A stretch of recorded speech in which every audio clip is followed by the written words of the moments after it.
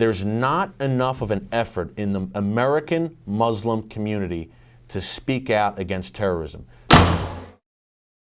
In the course of your investigative research and your reporting, do you think that the Muslim community as a whole shuns terrorism, or are they more sympathetic than they let on? That's a great question. You know, in North Carolina, we're talking about Southern fried jihad. In North Carolina, I talked to a prominent Muslim leader off the record, and she was very straight with me. She said, look, I'll give it to you straight. There's not enough of an effort in the American Muslim community to speak out against terrorism. There's several reasons for that. I think the greatest reason is intimidation. If you betray your fellow Muslim brothers, in many cases, you are looked at as a traitorous infidel, and quite frankly, you could be suffering under a death sentence. That's the main reason. Now, the other reason is there's a kind of circle the wagons mentality. We're being picked on since 9/11. We have to kind of band together and be very secretive and kind of keep it within the community.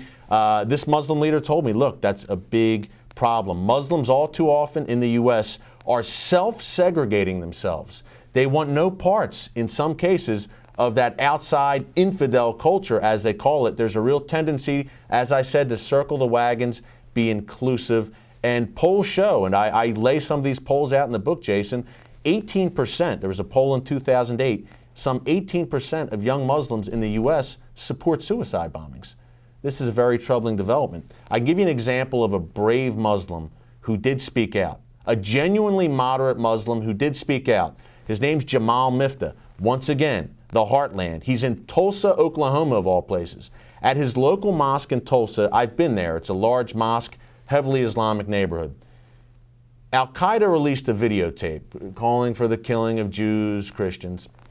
This guy was outraged. This guy's a devout Muslim. So the next day, he writes an op-ed in his local Tulsa newspaper, condemning Al-Qaeda, condemning this videotape, condemning jihad. So he walks into the mosque the next day. Everyone in the mosque had read his op-ed.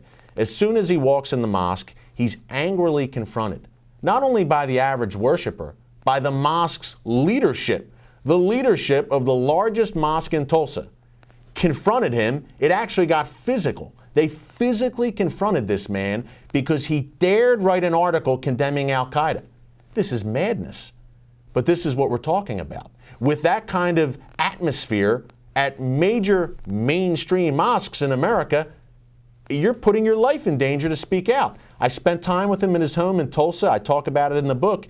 He's still thinking of moving out of Tulsa, Oklahoma. He fears for his life because he condemned Al-Qaeda. God forbid.